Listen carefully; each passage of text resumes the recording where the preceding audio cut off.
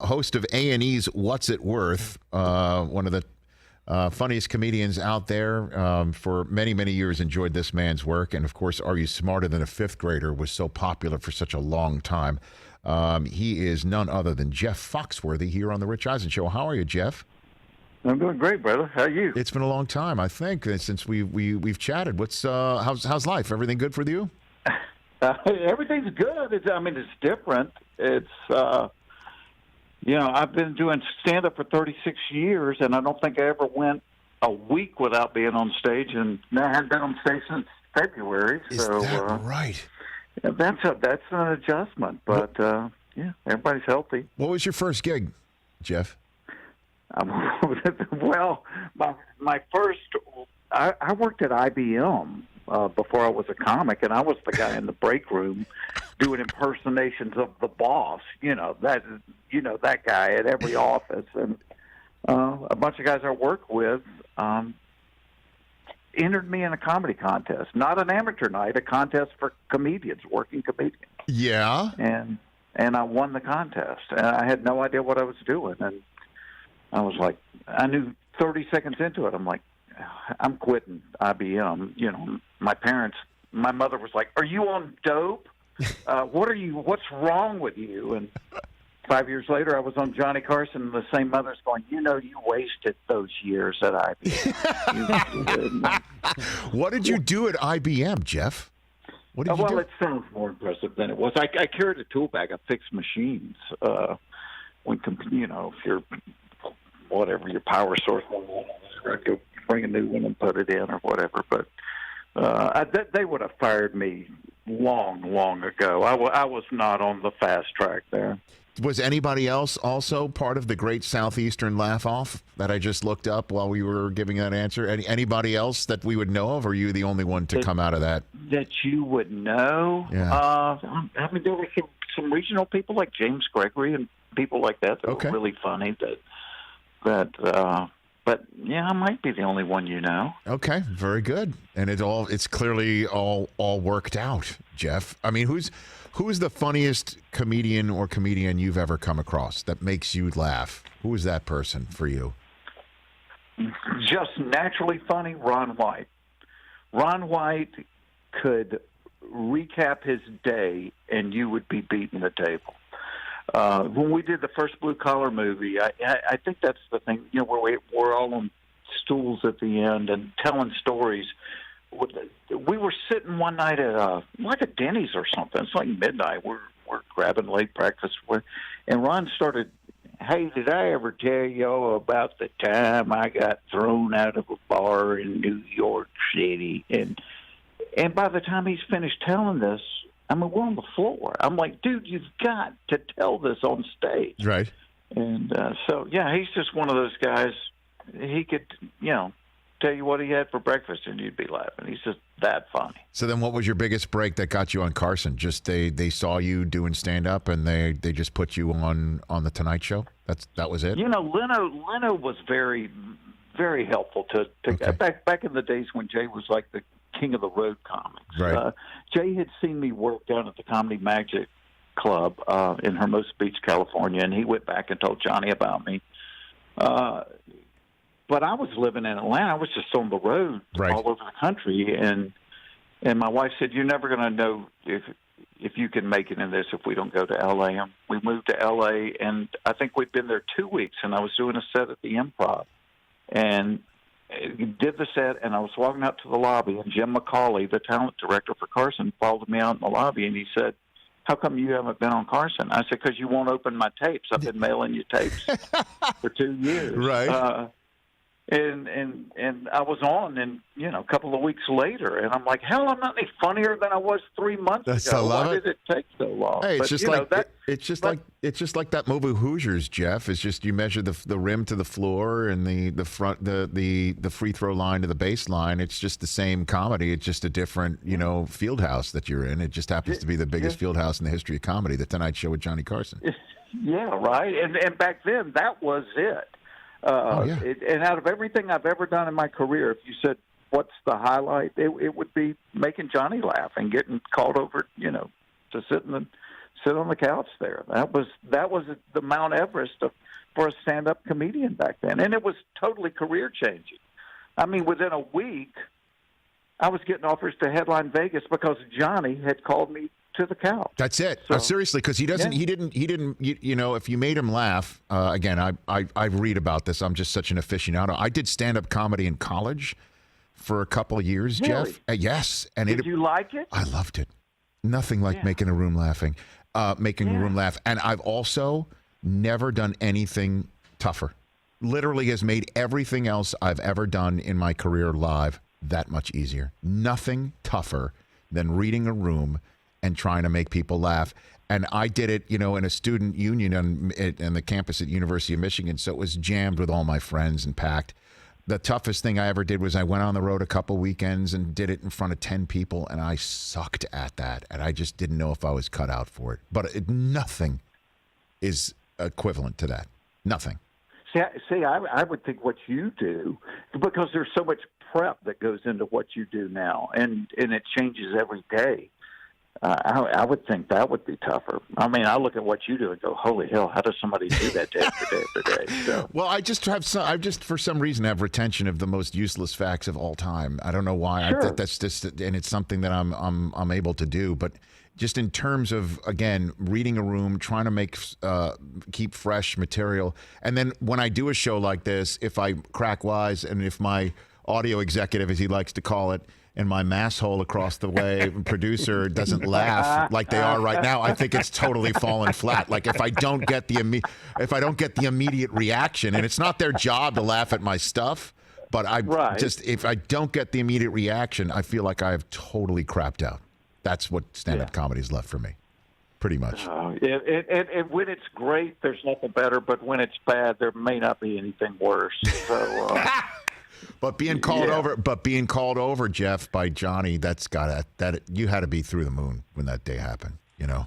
Yeah, you know what's amazing. Funny, Rich, is like if you go through my house, I don't have stuff all over the walls, you know. Right. But I do have an 8x10 black and white picture of sitting in the chair talking to Johnny, and Johnny's got his mouth wide open, just gut laughing. Love it. And I said, that's all I ever wanted to do. I made, from when I grew up, you had 3 channels. That was, for a stand-up comic, that was it.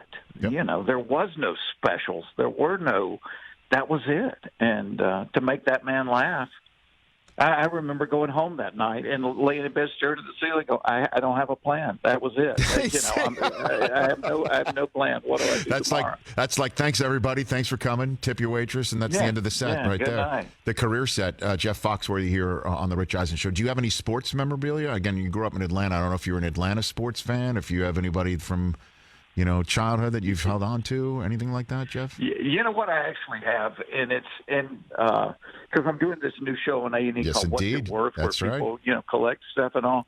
I was a huge baseball fan. I was there in '69, the night the Braves won the division for the first time, and went on to play the amazing Mets and lost to them. But so I have autographed baseballs, and it started with ball players.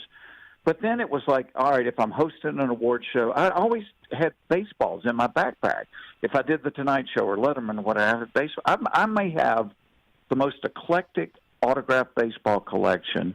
Like, I have a whole section of just comedians, and I've got Johnny Carson, Letterman, Red Skelton, Carol Burnett, Don Rickles, Milton Berle, Richard Pryor. Get out. And then all on baseballs, Jeff? All on baseballs. I've got 5 presidents on baseballs.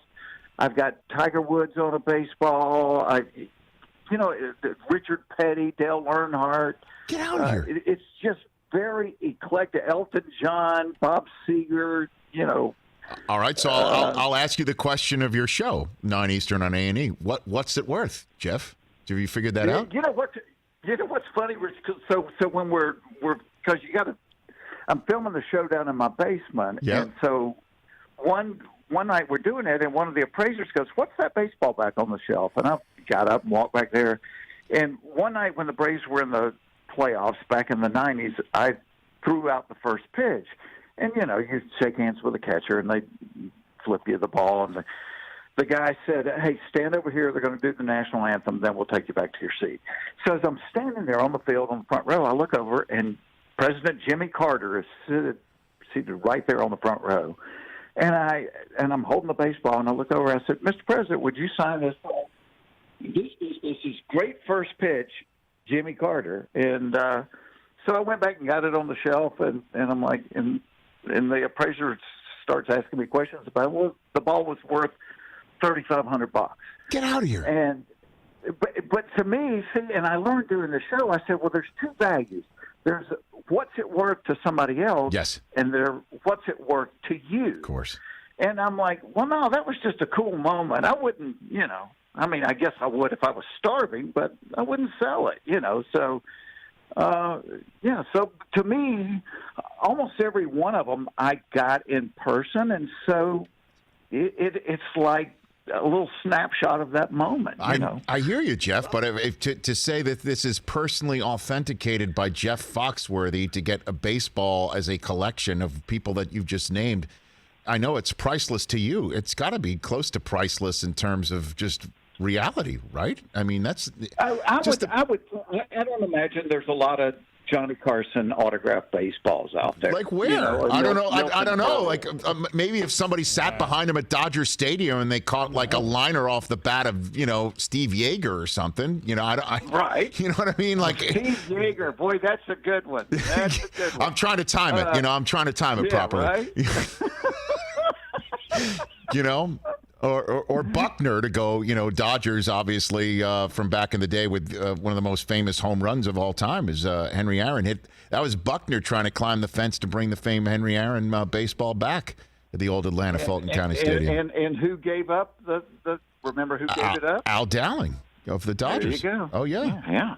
Look at us talking ball like this, Jeff Foxworthy. I loved ball. Yeah, Felix Mion. Used to love Felix Mion as a second baseman. Oh, yeah. I think he choked up on the bat holding it by the trademark. That's how much he choked up on. He held it about halfway up. He went up there knowing he was never going to hit a double. So it's like, let me get my little single, and I'll be happy. I remember him, man. Oh, my gosh. Jeff Foxworthy here on the Rich Eisen Show. So what have you seen through your show where you couldn't believe that you were able to appraise this bauble that's on what's it worth on A&E? Which one jumps out at you, Jeff? There was a couple of them. There was one couple. The guy's mom had given him a drawing, and she told him it was valuable. And the thing was ugly. It was like a clown, and his wife wouldn't even let him put it up. Wouldn't let him hang it in the bathroom. She thought it was so ugly. So I'm talking to them, and they get through the house, and he pulls it out from under the bed. I guess that was the hiding place. Ends up, the thing's a Picasso. Come on. Yeah. What? Had somebody else that had, when he was there, and I want to say he was in Michigan, and it may have been U of M. Okay. But Andy Warhol came and spoke to their art class and was showing them his technique for screen printing, and he had ink on his hands. So as he's doing a screen print, he has both of his full handprints down next to the thing that he's printed. Anyway, this thing ends up being worth $500,000. No way. Can you imagine? And what's kind of fun about this show is everybody, everybody has that thing when you're going through your closet or your drawers, that thing you never throw out because you go, yeah, man, that might be worth something. Almost every time somebody thought it was going to be worth a lot, it wasn't. It was the things that people were almost about to put in a yard sale that were the things that were worth $50,000 or $80,000 or whatever. Yeah, I mean that's like that's like the sports equivalent is like drafting Patrick Mahomes. Like you don't know what you got, but then it turns out to be a Picasso, and it's worth it's priceless. That's what everybody hopes. Yeah. That's what everybody hopes for. That's why it shows like What's It Worth is so much fun to watch. Like you never know what's going to happen. Well, that and we're doing it virtually. So you're going into somebody's home. They're filming themselves with their cell phone. Yeah, and Rich, I used to always encourage people to go to the fair once a year, if for no other reason than it made you feel better about your own family. Because everybody thinks their family's nuts, and you get to the fair and you start looking around. You're like, hell, we're all right. we're damn near royalty. Look at these people. And so that was kind of like what it was like when people are filming, going through the house. And it was like, hell, I thought my house was dirty. We're okay. We're good. You're ahead of the game. Oh, man, this is a fun chat, Jeff. I really appreciate you calling. I hope this is the first of many times. At Fox Outdoors on Twitter, at Real Jeff Foxworthy on Instagram. And thank you for, congrats on What's It Worth. And let's chat some more. Oh, I would love to. I've enjoyed you for so long. This was fun. Thanks, Jeff. Right back at you. That's Jeff Foxworthy. That was a blast of a chat.